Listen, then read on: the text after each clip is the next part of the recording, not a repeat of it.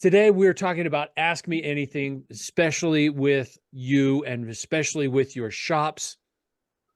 This is so important Turn the that volume up a you little. ask these questions, that you understand what it is that you as a shop owner are hearing or understanding. And so as a result of this, there's a lot that's happening in our industry, and you want to be aware of what's happening, what's next, what it looks like for you, and how you can prepare for that. And in order for us to do all of this, well, we're in practice session. Let's start webinar. I'm going to start over again. Good morning, good afternoon, good evening, or good night. We are the Institute. We are excited to be here with you in talking about our industry, talking about where we are, where we're going, what's next on the horizon, because there is a lot of super exciting things happening within our industry. And we are in the front row for this event. We are in the front row with the best seats, the best view, the best sound, the best experience. With me today is Mr. Michael Smith. Michael, say hello. Hello, everybody. Super glad that you're here. As well, joining today with all of the deep questions, Mr. Cecil Bullard. Cecil, thank you for joining us. Thank you for having me. And those of you who are here in the audience, we are live on Facebook. I was able to figure that one out because, falling and building the plane at the exact same time, I pushed a button and hopefully it works. We'll see. Anyways, those of you who are online, go ahead and chat in. Use the Q&A to chat in your questions so we can see where those questions are coming from, what it looks like. Chat in your city and state where you're joining us from today. We'll give you a shout out for those of you who are here. That would be awesome. We've got Jackson in Ogden, Mike up in Canada. Mike, thank you very much, taking us international today. And Joanna up in Joanna is in Washington, I believe. SoCal, Joanna Richard. Reichert, SoCal. Yep. LA. And Patrick joining us live on Facebook from Santa Barbara. Thank you, Patrick. So excited for you to be here with us. We've got some great information, great, exciting stuff to talk to you about today, especially around your shop. So let's lay some groundwork, Cecil. Let's lay some groundwork here with these questions that are going to be coming, because this is Ask Me Anything, and clearly we need a little bit of guidance. No marriage advice.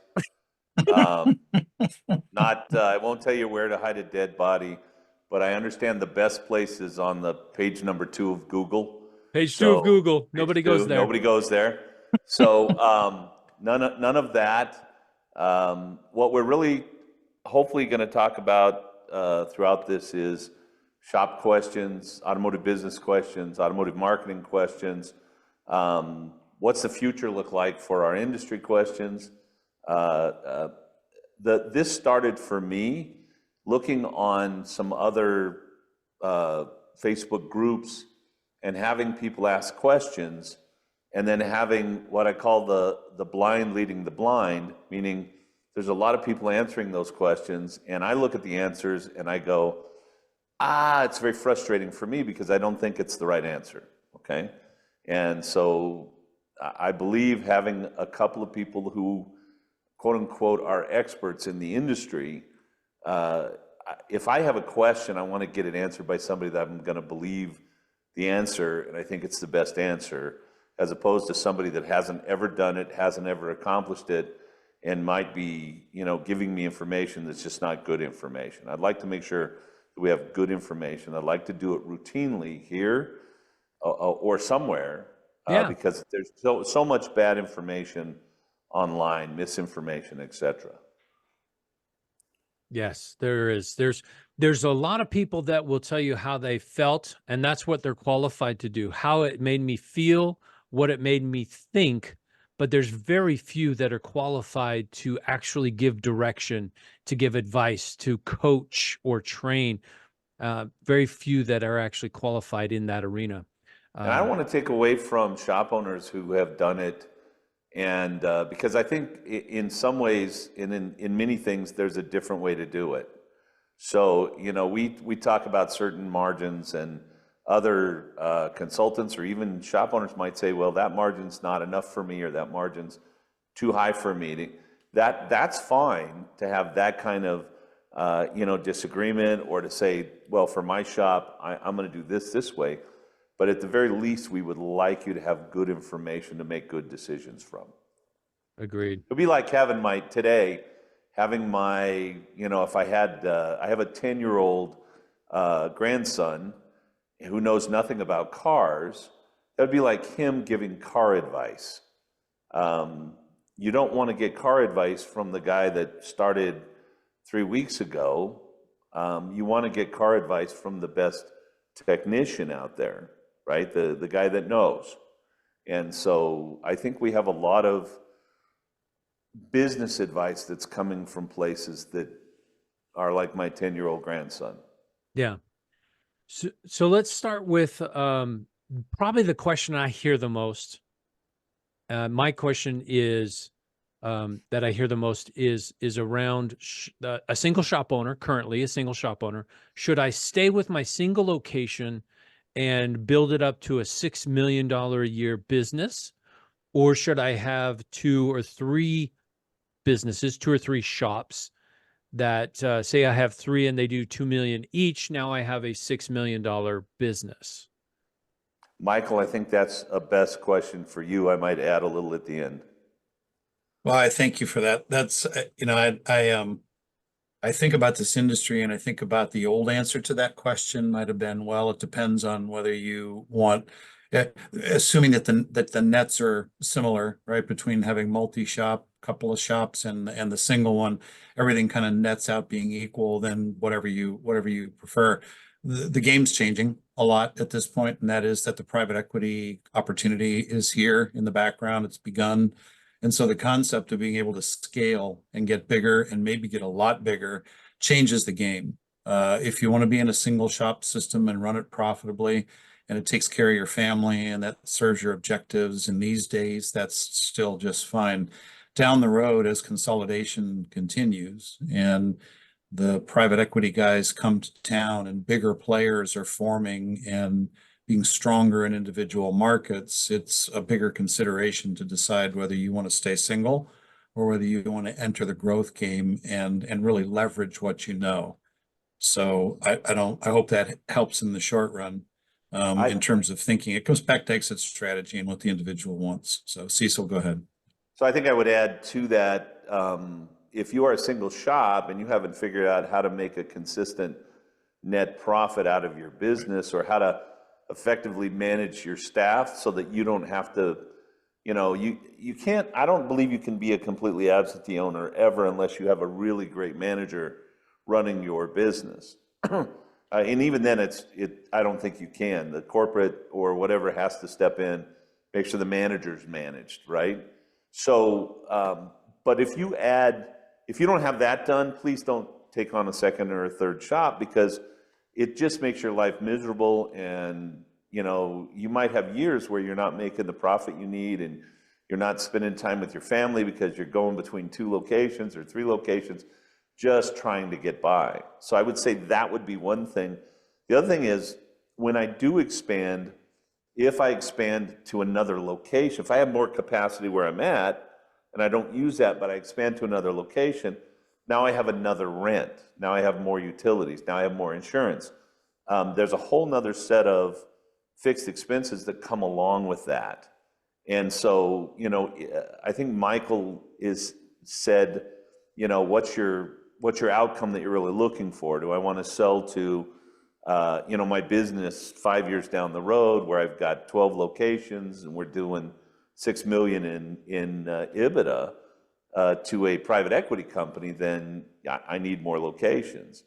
So it depends. But please make sure you have your systems, your process, your management, and your profits and your marketing down 90% of the way before you go to the next step, or it'll kill you. What's a good gauge, good method? What's a good indicator that I, as a shop owner, I am ready to expand and add a second location? Have you run the business such that it's profitable, probably 15% net consistently? It's growing. And are you bored because you have no job at the job, right? So I come Yeah. to work and maybe I participate in some discussions, some management, but I no longer have to work on cars. I no longer have to sell work. I'm so I have some shop owners that when we work with them, they go, Cecil, we've been working together a year. We're making good profit. I'm no longer necessary in my business, right? They start to feel like, because they don't have to come to work and open up, they don't have to come to work and, they've got the processes, they've got the thing running where they literally aren't necessary day to day. I think that's a great indication, right? Like, I'm bored. I'm not necessarily every day. Okay, now do I want to do more? Do I want to have that second location, that the fifth location, whatever it is? And then I think you also have to remember that you're not, when you have one shop, your job is to make that one shop profitable. I need to learn some different skills to have 2, 3, 4, 5 shops. Not the same skill sets, exactly. No, it's not. Cecil, can I add to that? I often have Please. the opportunity to meet with an owner who's actually doesn't realize how much they work in the business. Their leaders are not standing strong, not that they couldn't, or maybe they can't, but they're not necessarily doing that, but they don't. And the owner walks in and they get asked a lot of tactical questions, a lot of operational questions. They're asked to help solve problems that keep the owner sort of tethered to the company. And one of the big things I always say to people is, as soon as you decide to buy a second shop, you're going to find out how tied to the business you really are. So we say over and over and over again, work on the business, not in it. If you're in it, get it to the point where you can be outside of it, working on it, and then you're in a stronger position to be able to pick up a second location, dial those two in, work on those two because you have strong leadership, buy a third one, and you're off and running. And I'll add this too. Cecil, there's a process to becoming a consolidator as a single company versus just a multi-shop system. And it's the old industry lingo. Hey, I'm a multi-shop system. Yeah, that's buying onesies and building a neighborhood of cute little Victorian houses. To be a consolidator is like being able to build a skyscraper. And you standardize the process, you know what you're looking for, you have a strategy, you have a floor plan. And then when you add shops, it makes sense. They're efficient, they integrate, they're profitable, and then you can keep building and keep climbing. And so it's a lot of work to build cutesy little one-offs, and it's not as nearly as much work when you dial in the skyscraper model. So it's heavy up front and then it flies. So it's a different thought process. It's a different mentality. I also say you wake up in the morning um, and you have a plan and you know where you're going. And that's where you want to be. And where I want to go is to build a skyscraper, or where I want to go is to be the fire putter outer in my own business. What is it that you want? I don't wake up in the morning and not know why I'm going to work, what my company needs to achieve, what the goals are, and what I believe to be the way to get there, right? So yeah, I think we need to have those goals and targets, and sometimes I think we need to reach kind of deep inside to determine, what do I really want to do, right? Or do I really want to put this kind of energy into this? And can I trust Yep. other people? Because there's a point of, I got to trust a few other people in this conglomeration that if I have one shop, I don't necessarily need to have that kind of trust. I Trust talk but to verify. owners. Absolutely, Cecil. I talk to owners all the time who have leaders that are okay. They're okay leaders. They do some things well. They do things well inconsistently, whatever. And the concept is that if you're going to pick up a second location and dial it in, and you're going to let the first run on its own, your leader can't be spotty. They can't show up sometimes. They can't be strong when they need to and weak when you can be for them. So it's a process of really understanding how do you find the right people and how do you dial them in and help them.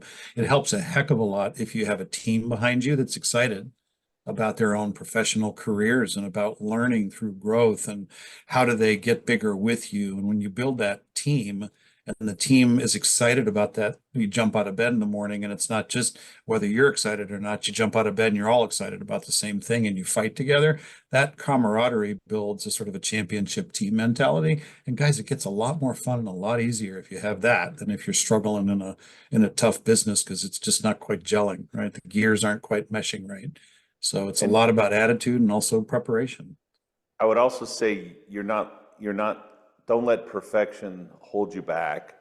Yeah. We see a lot of guys that I'm looking for someone that has my skill set that's like me, Well, and I can't find that person, right? yeah. And then, by the way, think about a company full of Cecils. I mean, it makes my skin crawl, right? Ours too. Yeah. I No, need yeah. I need people that are better than me in Mhm. other areas where I don't have the skill set. I need people that are maybe not quite as good as me in some of the areas that I have, but do they meet the requirement, the standard, et cetera? Bringing the right people in that have the skill set that are going to do it even better than me is really what I'm looking for. Makes my life a lot easier. Sure And I does. think, Yep. yeah, I have a lot of owners that'll say, like, I got one right now, a diesel guy, love him to pieces, but he's like, well, I'm the best tech here, and the other techs can't figure it out, and well, yeah, as long as you have that attitude, as long as you don't go find that really great tech, or as long as you don't train one of your guys to take that off your shoulders, it's always going to be on your shoulders. It will always limit your company. Absolutely. That's an old saying that the top leader's ceiling is the ceiling on the company. And I talk to owners all the time about the fact that, are you hiring people that you believe with all of your heart are better than you? And they look at me funny, and it's like, better than me, I'm the boss. It's like, no, no, no. If you hire people that are better than you, they raise the water under all the boats, including yours. And they're like, well, what if I lose control of my company? You won't. It's your company. Whoa. Relax, right? All of a sudden, things are going to get better. You're going to learn from them. They're going to learn from you, and everything goes up many notches. And so that's a mindset that a lot of owners have. And it's classic across all industries, not just ours, that this is their baby. They know how to do it. They raised it. They know the nuances. How could somebody come in and bring strength? And that's what you actually want. You want somebody to come in and knock it out of the park every day, especially if you can't do it every day. And then you start winning more and more. It takes on its own life. It's beautiful. So, okay, so you've brought up two questions here for me. One is recruiting and finding that right person, and then two comes into training that right person. So to the first question first, how do we attract, how do we recruit top talent into our shop so that we can, as owners, expand the kingdom and add a second, a third, and a fourth location? So strangely enough, I was just talking with Kent about his class that he's teaching on Saturday, which is that class, just before I stepped in here. What are your core values? What is your mission? What's your vision? Start there, right? And then what do you want that person to accomplish? What is that thing? What do they need to be able to do? Now, I'm also at this point, I'm not even talking about can they fix a car. I'm talking about, will they fit in my culture? Will they think correctly? Can they trust us? Et cetera. And you can't find somebody if you haven't defined what it is you're looking for. I'm going to go to the grocery store. I need to buy, I don't know, some kind of fruit or vegetable. All right.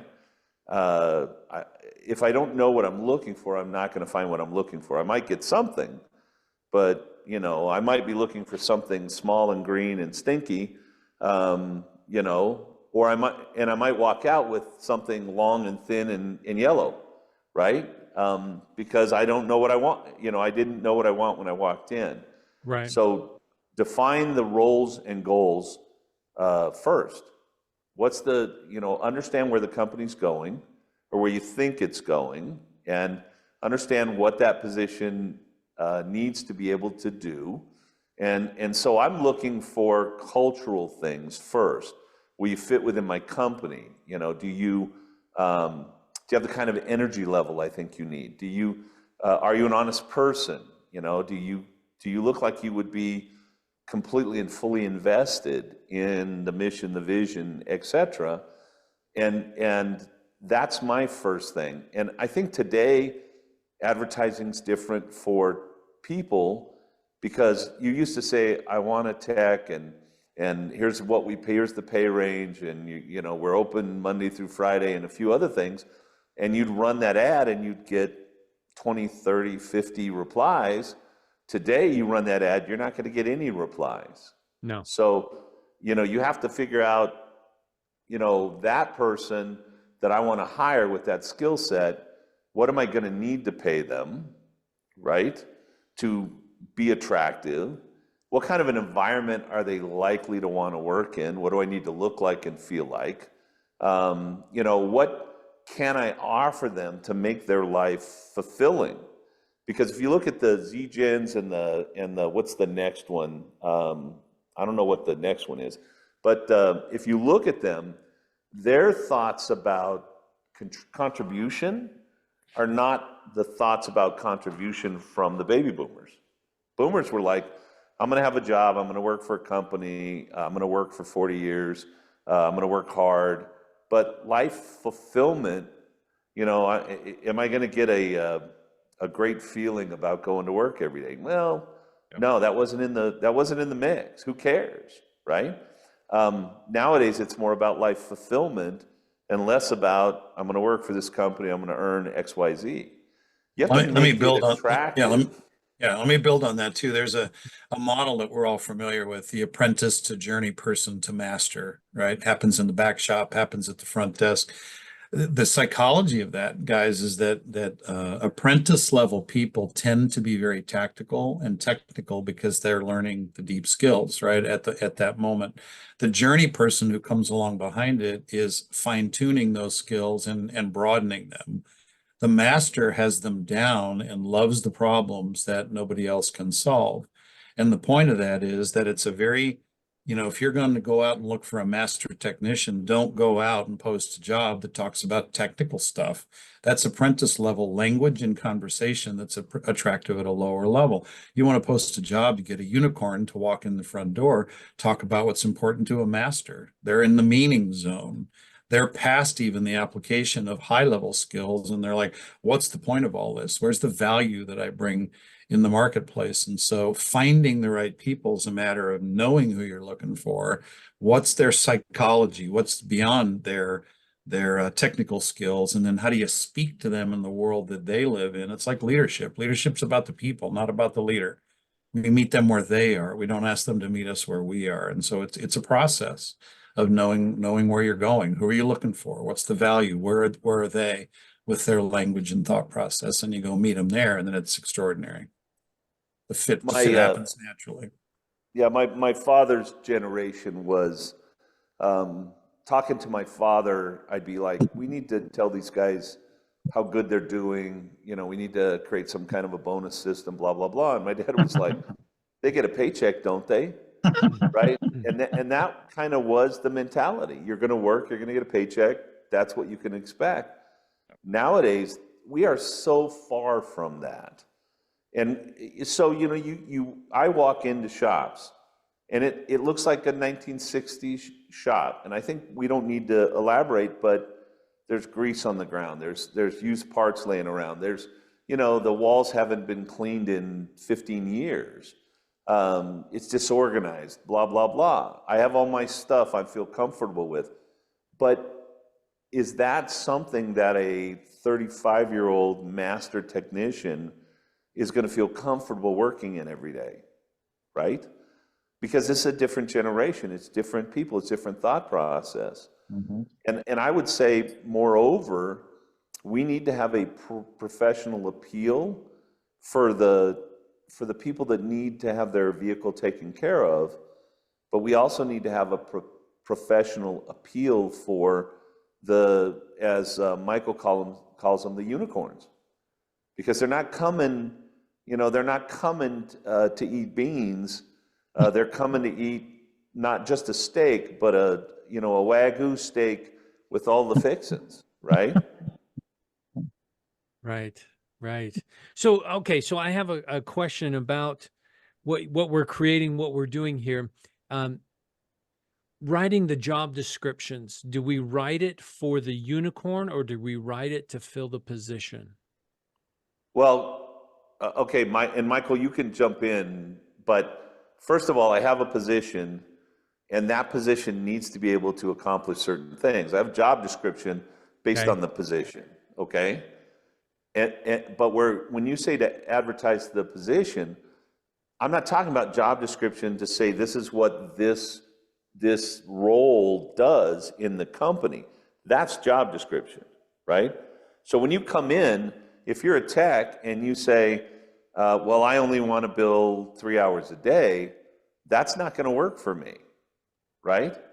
I need a tech that can come in and produce 8 or 9 hours, 10 hours out of an 8-hour day because they know their job so well, they're so good at it, they can do that, because then that's going to give me the income to be able to pay them at the level they deserve and create the benefits and the environment for them that makes them feel good, healthy, etc. Right? I can't buy a racehorse, not resources, racehorse, and then put them in a small stall, all dark, where they're all bunched up, and feed them half of what they need to eat, and then not take them out on the track, because pretty soon they won't be a racehorse anymore, right? And so if I'm going to get unicorns, or if I'm going to, get the best racehorses, then I have to set up the training. They've got to be walked. They've got to be run. They've got to be, I've got to have a vet. I've got to have a nice place for them to be safe and comfortable, and I can't leave them out in the weather, right? And to me, I mean, don't techs, please, any techs that might be listening, we're not talking about you being horses, right? I'm just using an example of, if I want to have the best people, then there are requirements for the position in order for the company to be successful. You have to meet those, but then there are requirements for the company in order for the person to be successful. We have to meet those. We have too many businesses today that want to hire, and frankly, your business, your ad, the way your shop looks is repelling the right people. It's not attracting them because they don't want to work in that environment. They don't want to, they don't want what you have to offer. Yeah. And I talked to a guy in Florida, got a lot of shops we work with in Florida, and he's like, there aren't any. There's no one here to hire. Well, not if your shop looks like crap, not if the guys are working outside all the time, not if you don't have the right equipment, not if you're not talking about higher level educational ideas, thoughts, etc. You're not going to bring in the person. You're going to bring in a bunch of C-techs, if you get any, right? Yeah. And there are guys out there that want to be, I mean, just go on to one of the other CTI podcasts, or go onto their Facebook and read what the techs are saying about the shops. It's 90% negative. Owners suck. The shops suck. They don't support their employees. They don't pay enough. Blah blah blah. Why is that the prevailing sentiment? Right? And if I want to hire people, I can't be in that place. I have to be in a different place so I can attract the unicorns. Yeah.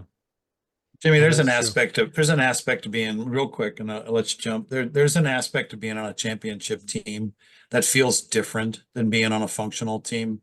It has to do with the purpose of the team, the direction, the vision of the team. When you start to win, there's an adrenaline rush that goes along with that. And when you are surrounded by better and better people all the time, they push each other, they compete positively internally. And there's a methodology to this. There's a culture to this. There's a way to get there from here. Actively, the owner can sit down and design a plan to get their company there from here. And it makes a big difference to getting out of the bed every day and going through the slog and getting through the end of the day and counting the pennies and making sure they're all there, versus going home and realizing you conquered a bigger chunk of the mountain today. And you can get your entire team excited about that stuff. You have a completely different experience as an owner than if it's maybe perhaps the more traditional way, if you will. So just wanted to throw that in there too. It's a lot about what you believe. That's true. Your headspace has a lot to contribute to this, and Mhm. that's awesome. So I do have a second question to ask, but Yep. before I go into the second question, we've got questions coming in from the audience, and I want to give them attention because this is why we're here, to ask you anything. So specifically, so this first question is around process procedure. What if I've run a good shop for years, but I've never documented any of the operating processes? We don't have a written HR policy or records. Most of our technology we use for the shop management is old technology, but it's worked well for us. How concerned should I be that if I start looking at selling the business? So my answer to that is you should be very concerned because it's a difference of 2, 3, even 4x because you don't have defined processes because everything you have is old and not modern. It might be getting the job done because you know how to do it and you're the person, but just the fact that you state it that way, what about a new person coming in, somebody that's technologically more advanced than you that might be wanting to buy, or even a private equity company coming in? The one shop might get 2x, another shop might get 6x. Okay, so it makes me nervous when you start talking about we don't even have any HR policies. Oh my gosh, I'm choking here. And processes, you have them, but they're not documented. Because they're not documented, it's hard to train and it's hard to stay consistent. You bring a strong other person into the company and pretty soon all your processes are out the window because they're bringing stuff in and it's not defined. It's not financially the best for you, okay? Yeah. I'll throw an angle. Safety-wise. Yeah, I'll throw an angle on this too. The new owner of your company is looking for a company that you, the owner, can walk away from and that it will run well without you and be consistent. And if between the lines of your question is, hey, I'm in the middle of it, we're consistent because we all know it. What happens when one or two of those people change, especially if it's you, the owner? The value to the new owner goes down because they have to come in and build that stuff. And so the question for you is, if you have the energy, you have the capacity to establish it, stabilize it for the new owner to see it stabilized, then frankly, you'll get a potentially better price than if you just turn over what works, but what isn't tidy. It kind of works, but it's rattly from the standpoint that you pull a body or two out of it and it can tip over. You're just not going to get the best price for your company. And so that's a practical reality too. A savvy owner is going to be looking at how much you have this stuff dialed in. And what private equity certainly is going to tear it apart and make sure that you can leave and it will be working fine. So again, it's worth potentially, Cecil's right. The short-term risk is compounded by the fact that the new owner needs it to be together to give you the best price you're going to get for your business. So. Yeah, and I think there's a lot of shops right now that are in that scenario. They're in that situation where they are 55 plus, they're ready to move on, move out, but there is not anything documented. It's all in their own headspace, and they're the day-to-day. They make sure it runs the way it's supposed to run. Yeah. So how do you transfer that to a new owner, or how do you? Well, we look at. I've watched private equity buy businesses and literally destroy the business, not because the private equity wanted to, but because the business was about what was in the owner's head or the people that work there, and not the systems and processes and et cetera. And pretty soon that things change. Employees are like, well, we never did that before. I don't want to do that. Well, wait a minute. Have we developed employees that have resilience that we can put a new system in place and they could learn it to grow the company? There are too many owners in the automotive industry based on not making enough money or based on the fact that they've grown into a habit of working in their business instead of on their business, which reduces the value of the business dramatically.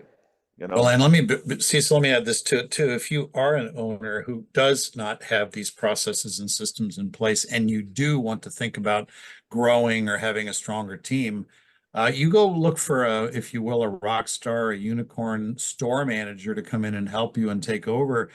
The best guys are not necessarily that interested in coming in and starting from scratch, writing all this stuff up again. The guy that you want to hire, the guy or gal that's going to take you through the top end and into the next level, is going to assume, or at least desire to assume, that you have a platform to build on. And when they show up and start asking you questions and it's all in your head, that means they're going to have to come in here and build it, which means that they're coming and having to take a couple steps back before they can help you take a step forward. And so you're going to lose some of the better candidates for that stuff too. So if you're going to hire better than you need to have something to hand them that they can work with, or you're not going to be able to hire people who are too much better than you. I mean, it's practical, frank reality, right? Yeah. So yeah.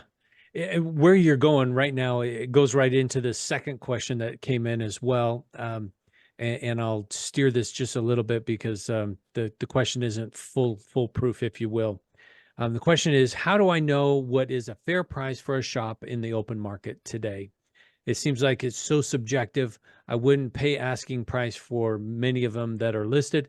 How can I protect an accurate value for my shop to strategically plan my options and check the market down the road? And I think that there's an interesting answer here is that let's take it from the viewpoint of somebody who's going in to buy shops. How do you know that you're buying a shop and buying a good product? I'll jump in here because I've done some of, evaluating businesses for sale and for purchase. I've also done it for the courts. There are a dozen things that you primarily would look at. Have they what's their growth over the past 3 years? What's their profits over the past 3 years? Does the owner work in the business or not? Can we own the property, or can we get a long-term lease on the property? Do we believe we're going to keep the employees? If you're doing off the books work, and it looks like it's a great thing, but I can't determine what the average repair order really is or what the parts profit really is. If you're, a lot of us will use our tax loopholes and things as benefits, so we pay less taxes, but then we're also booking less profit. And there's a point in time where I'm going to sell my business 3-4 years from now. I'm going to put everything in. I'm going to start, building that profit more because it creates more value. The average business, the last number I heard, was sold for about 2.8 times EBITDA. Okay? Earnings before income tax, depreciation, and amortization.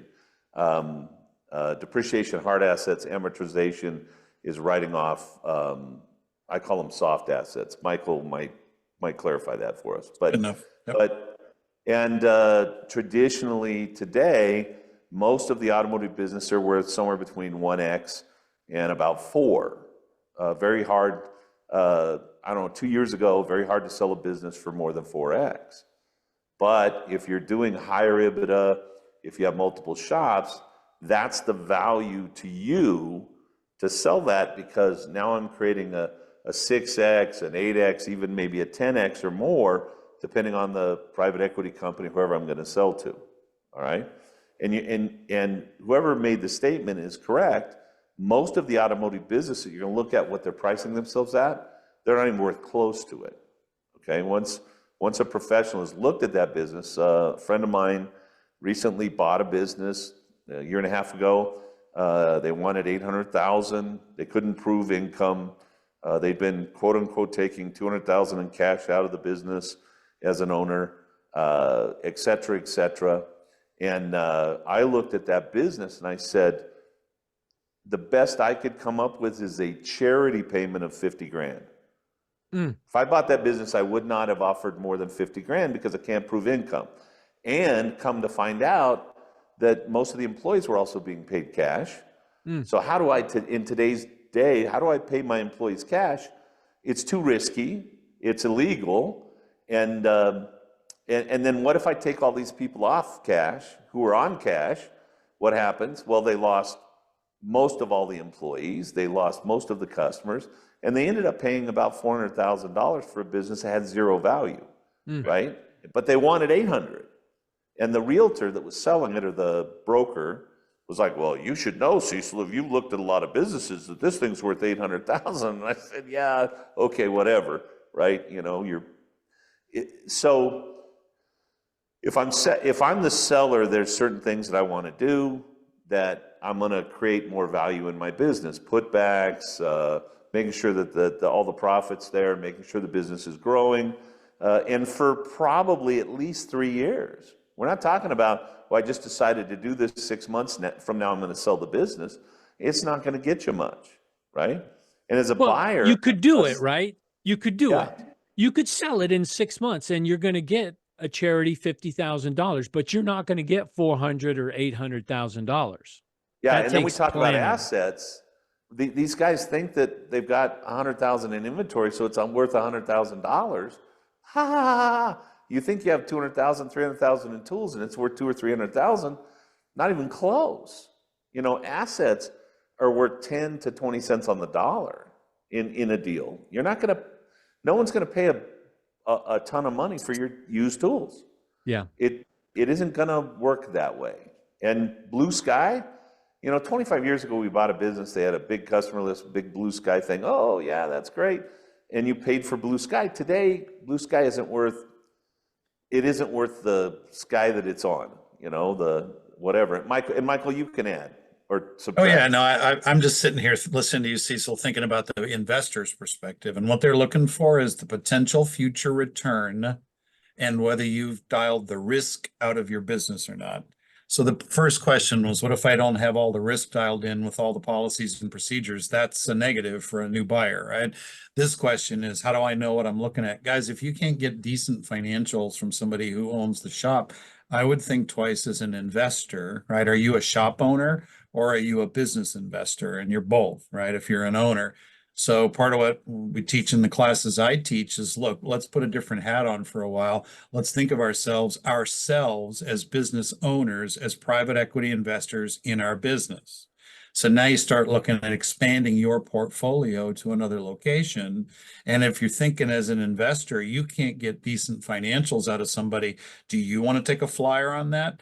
I'll tell you what the professional investment community says is that there are over 6 million privately held businesses in the US, that of that 6 million in all industries, there are an estimated 80 to 85% of them that are worth zero in an acquisition because the owners have taken all the cash out of the business like a cash machine, have not invested in the stuff that investors consider valuable to invest in. And basically, you'd be better off sitting next to them, watching them get tired, lock the front door one day and walk away, than making a new deal for the lease on the property and reopening it with your brand on top than you would buy it from them.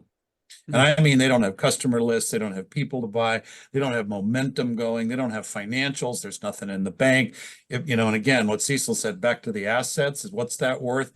Pennies on the dollar. And so the point of this is that, I want to reflect on one other thing you said, is that I wouldn't pay a listed price for anything. Maybe, maybe not. Most of the time, that's a good idea. The real issue is look at the financials. Mm-hmm. If an owner is realistic and actually is sophisticated, and I mean, there are some out there that understand what they have in their head and are actually asking a fair price for a future profit-making machine that you could buy, and they've got it dialed in, their asking price may be a very fair asking price. But you are the business owner is the one that has to set the business up so that the asking price, Yes. that there is evidence to say this asking price is a good asking price, right? Yeah. And Right. unfortunately, the majority of the businesses that are being sold today, 85% don't have any value, yet they're trying to can I get just 250,000? If I had that, maybe I could survive with my Social Security, right? Or whatever else I've saved. And unfortunately, we didn't think 5 years ago, 7 years ago, there's going to come a point where I'm going to reach the age and I'm not going to have the energy or the will to move on, and I need to sell my business. It's up to us to make our businesses worth value, and we can't do that with our head buried under the hood of a car. There's a Yeah, no, there's a big circle in what we're talking about today. And I'll say this, Jimmy, and then quit on this question. But the idea that, if you're 50, mid 50s, and you're like, you know what, I've been doing this for 20 years, I'm tired. I'm kind of just trying to find a way to get out of this thing at this point. The world that's in front of us now with this not multi-shop model, but this consolidator model and the industry collapsing just like the dealerships did, just like the collision business did, just like 40, 50 other industry verticals where the mom and pops sell up and become a handful of really big players at the end. We're standing at the beginning of that. If you're in the middle ages, if you will, of being a seasoned shop owner, you can be tired and walk out the front door, or you can pause for a minute and look at where this industry is going and get really wound up about the opportunity to do something that's 10 to 20 times bigger than you ever imagined. And do you want to play? And I say play like it's a game. I absolutely know we're talking about people's legacy, their lifetime investment with their baby. I get all that. And I only say play because it's like a strategy game, right? All of a sudden, there's not 3 roads in front of people, there's 50 roads in front of people. And there's a lot of ways you could potentially go. If I were you all out there, I'd learn what the roads are. If you're getting ready to get out, at least get your company ready to sell to get as much as you can out of it. If you're trying to decide, if you're bored, you're not sure if you want to stay in it, learn where this thing's going, because there may be a whole future path to do. You're basically becoming a private investment company of your own. Get that hat on. It's a hell of a lot different than fixing cars every day. And you're still fixing cars, don't get me wrong. But that's not what it's about anymore. Now you're doing something bigger for your people, your customers, your community. It changes the game, and it's a lot more fun to play as a winner in that game too. Cecil, go ahead. 10 years ago, the most I could expect, if my business was perfect, was 5x EBITDA. Okay, that's it. Yep. And that was a rare occasion. Yep. Today, building the right thing the right way, creating it knowing that I'm gonna sell it at some point, even if I sell it to my kid, right? I want my kid to be set up, right? I don't want, my dad didn't want me in the automotive industry. He didn't want me to go through all the pains he went through, okay? But even if I sell to my kid, I want my kid to be set up to take advantage of all the great things that are here now. There's 10x out there. Yeah. That's More. For most, or more. And for most people, that's 4 or 5 times what they thought they might be able to get from their business. Right. But you can't get it if your business runs like a 1970s automotive shop. Right. You're not going to get it. So we have to rethink the industry, and we have to rethink our business. And luckily, we have some really smart people in the industry like Michael here that can help us do that. Okay, two questions that have come in here, and Sure. both of them surround this idea of being able to sell. So how do I evaluate my business, or does it change the value of my business if I own the property? And I think it depends. There's 2 exit strategies. One's that you continue to own the property and you rent it back to the new owners, or 2, you sell it with the property. So which is Let me weigh in on this, Jimmy. Yeah. Which is a better way to go depends on your unique circumstances. But I'll say this: the old traditional model was that the owner buys the business while the old owner owns the property. The old owner is the landlord until the old owner dies, maybe, or gets tired of owning it. The estate sells it to the new owner or whatever. Now the new owner has the business and the property, and then they retire out of the business and hold the property. That's the track, right? Nowadays, this idea of the property and the business being separated is strong, because when the private equity investors come and the real estate investment trusts come, neither of them want to do business with the other half of our business, right? So the real estate guys want the real estate, the business guys want the business, and they don't want each other's assets. So if you're going to have the business as with the property and the business itself, you sell it to a private owner who wants the whole deal, and you want to sell it and get the hell out of there, you're absolutely able to do that. If you want to do the old traditional model of hold the real estate and sell the business to a small player, you can do that. You go upstream to some of the bigger investors, and some of them will consider the real estate, for example, to buy your business. Most of them don't even want to think about it. They're like, that's a separate business line that we're in. It's a different industry vertical. We're in the business of leveraging businesses, not real estate. There's there's other folks that do that. And so I hope that that helps. It really depends on your circumstances to how much of each you own and who you're going to sell it to and all that. And we could potentially give you unique advice in that moment. But really, by and large, those two are separate questions, and you can play them separately or together depending on what your longer term business strategy is. So I have two thoughts. One thought is the people or companies that I can pull a ton out of and really get paid, they're not in the property business. They're in the, managing, running shops business. Right. And the guys that are in the property business don't want to manage and run shops. So if I own the property, like Michael said, the REITs, et cetera, they'll buy the property, top dollar, great. They're looking for a return on their investment, which is whoever's going to lease it, leasing that property for long term, right? They like long-term deals, wonderful. The second thing is this idea that I'm not going to sell to somebody like that because I want this legacy to stay the same and carry forward, so I'm going to sell to my son or my daughter. In that particular case, I want to make sure that I got everything in order today before I lose my mind or my physical self or I die. How many business owners are in a position where they have one of their kids working for them or two of their kids, and they talk about it on and on and on. Yeah, you're going to get the business, you're going to do it, and they can't give up. They can't create a plan. We need a plan. One of the first things I do, I've got several clients that are younger kids, and the parents have hired me to help the kids learn how to run the business the best, right? Which is smart. But they don't have any kind of transition plan. There's nothing. Right. And there's a point where you go, we need a transition plan so that these kids can be successful and the parents can get what they need out of the business.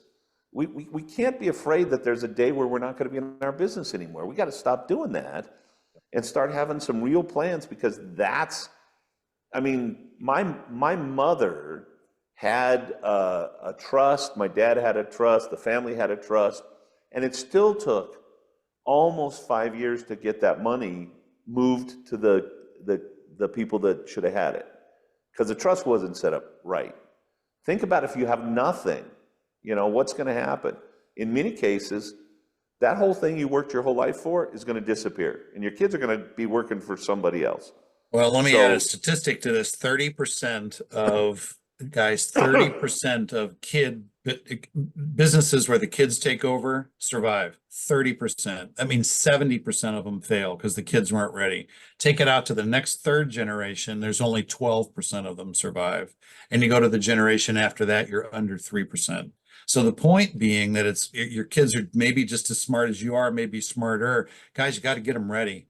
You can't just hand it to them. And I'll add this to it too. All the stuff about this consolidation that's coming, this mom and pops turning into bigger players, you might be getting out of the business and handing it to the next person down the line. They're going to need to get involved in this stuff. So if you think you're going to retire your way out of this and not have to deal with understanding all of this stuff, the person you hand it to within a few years is going to be dealing with this up to their eyeballs. And so our suggestion is that as you're in the process of thinking about transition, and this is maybe to the next question that we have, Jimmy, that I don't know whether we'll have time for, but got a manager who wants to buy the business. How do we get them wrapped into it, right? It's this question of start those conversations right now.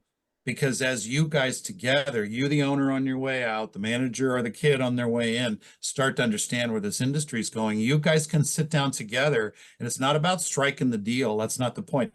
Understand where it's going. Look at the asset that you have in your hand. Maybe you want to stick around and help them for a few years and you together build an empire. But you don't know if you don't know where the business is going. And so really education to understand what the options are is really a very important thing before people wind their way out of the business. Again, unless you're exhausted, you can't wait to get out, your spouse is 10 years too late getting you out, that's fine, then get out of the business. But if you're worried about what happens in the next generation, they're going to have to understand this, guys. They're not walking away from it. So most of the manager buying the business deals that I have seen either don't happen because they're not clarified in them. When the time comes to really negotiate the deal, we both have expectations that can't be met, or it's sold and both parties actually suffer. So I don't get what I need out, the manager feels like he got ripped off, etc. And I can tell you, I've worked with several people where both parties won. Okay, but that was planned in advance. Yes. We knew what the requirements were. We knew how to help them get the most out of it. If you don't, you're not going to. Period. Well, so you created a win-win. You actively put your Yeah. energy into making sure it worked for everybody rather than just wait until the last minute and seeing if it did, which it usually doesn't if you do it that way. So Yeah. One of our guys he's well known in the industry, I won't mention his name, but he bought a company from one of our, he was involved for about 7 years with the company as the manager, knowing he was going to buy it, but they didn't plan the deal or anything. So here it comes to, we're at 7 years now, I got to buy your business. The owner is like, well, I don't have quite enough saved, so he wants more money than the business is worth, and the manager is saying, what do I do? And I had to negotiate that deal, and frankly, I don't think the owner got what he wanted, and I think the manager walked away thinking I paid way too much for this, and only because it didn't get done sooner, right? Yeah. We have another one that we planned about 6 years ago, and they're both going to win, right? They're both going to win because we put the plan in place. Yeah, we've seen those situations. In fact, I know of two. One where the gentleman buying the business from the owner, and he was a manager, stepped into the owner position. He paid $1 million more than what he should have. Oof. And he kicks himself for that, but he also learned a very valuable lesson in doing that.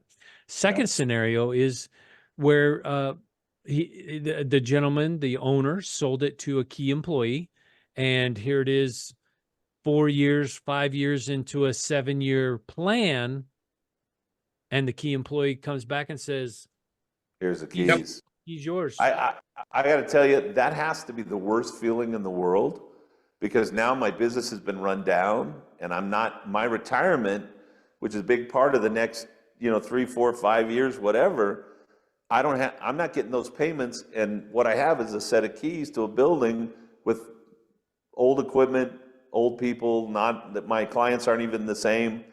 Oh my God, that has to be the worst feeling in the world. Congratulations, you're back in the business again. You're back in the business again. You're not retired. It's like, oh yeah, you thought you were retired? Head fake. No, you're not, right? It's like, oh he my had to God. come back out of retirement to step back into the shop to get it running up to a position.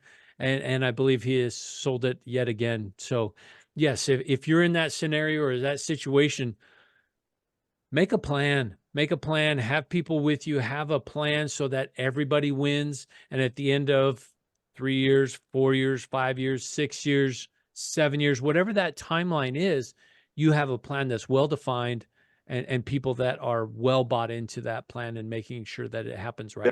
There are a lot of ways to win. Unfortunately, all of them are about planning and being prepared. There are a lot of ways to lose, and all of those are wait till the last minute and then try to figure it out. Okay, and here's a last question to land this on.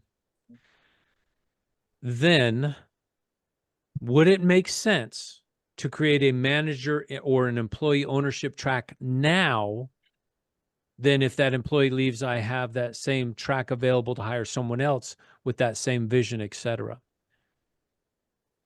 I'll answer it this way. Cecil, can I jump into this first and let you have a second swing? Please. I'm going to back up a half a step from that question and suggest that you have a conversation about exit timing, strategy, succession as a philosophy, a concept, before you sit down with an individual and make a plan or build a program around an individual. It doesn't mean that you can't have conversations with your key employees. In fact, I believe that you should. But if I were the owner and it was my business, I would want to understand what the options were before I sat with a key employee and started making commitments to them. And I'll say it for this reason. One, if you do that, you may not have planned it through all the way. But two, the list of options today that are available to an owner to think about exit are so much more opportunistic and complex. And so the old school was to sit down and maybe talk to the next person in line to hand the business to. That may not be the best thing for the owner or the key employee. And frankly, structuring a sort of a track that you can just drop somebody into. A lot of this depends on whether it's the right person that you drop into it or not, that you want to have your business owned by, that you don't want to receive the keys back 5 years from now. So it's more complicated than the track, is my point. My point is make the track fit the strategy, not the other way around, and have the strategy conversation first. Cecil, that was my kickoff thought. So as the owner, I have to get what I need out of this company when I depart. Okay? And that's really what it's all about. So if you haven't even defined that and figured out what that is, you can't create a plan or a track for anybody or anything. Now, if you figured out what you need or what you believe you need, then I can build the business to get me that. Or I can understand this business is never going to get me that. I need to do something else or something additional. But we just think, okay, I'll be all right because I own the property, or I'll be all right because. And it's figure out what it is that's going to make you comfortable. I have a calculator I put together that literally is, this is my assets, this is the lifestyle I want to live, this is the money I need, this is how short I am right now, right? You know, et cetera, because it's not about, frankly, my son Kent, you guys know him, a lot of people out there know him. He is the future of this company, him and Jimmy, but when I walk away, whenever that is, I have to get what I need, right? And none of that else matters. I've got to be able to get what I need. And if I get what I need, and Jimmy can get what he needs, and Ken can get what he needs, and Michael can get what he needs, then I'm going to walk away happy, proud, with a real legacy. Yep. Stop. You know, there are so many opportunities, but if you don't know what it is you're looking for or what you're going for, you know, stop going to the grocery store, going to the fruits and vegetables, and, you know, blindfolding yourself and just grabbing something. You're not going to get what you want most of the time. Yep. And what you want also includes the legacy that you want to leave behind with your lifetime's worth of work. And that's not a small question either, because you start talking about who's the successor that's going to take your legacy and believe in it and walk with it. If you don't have one, then that's fine. But most people, the older we get, the more we've invested in it, the more we tend to care what happens after we're gone, and that what we've invested in has meaning after we're gone. And that's a huge part of the conversation too, guys. So yeah, and I'm not just talking about, when I say what I need, I know. Money is just a piece. Right. Yeah. I need legacy. I need the Institute to have stood for something and continue to stand for something. Otherwise, I've wasted the last, 25 years of my life. Well, it's not going to be a waste. And I appreciate your time, appreciate your effort, energy, appreciate all that you have done for the automotive industry, for the Institute, for the shop owners that we work with, for their technicians, for their service advisors, for their families. We are making a difference in this industry. We are building a better business, building better lives. And as a result, it's a better industry because of it. So thank you very much, Cecil. Thank you, Michael. Pleasure to be here. This is so awesome. Looking forward to the future. Thank you to everyone who joined us today with your questions. They were phenomenal. Definitely come back again next time. We'll see you again soon, guys. Thanks, everybody. See you. Bye all.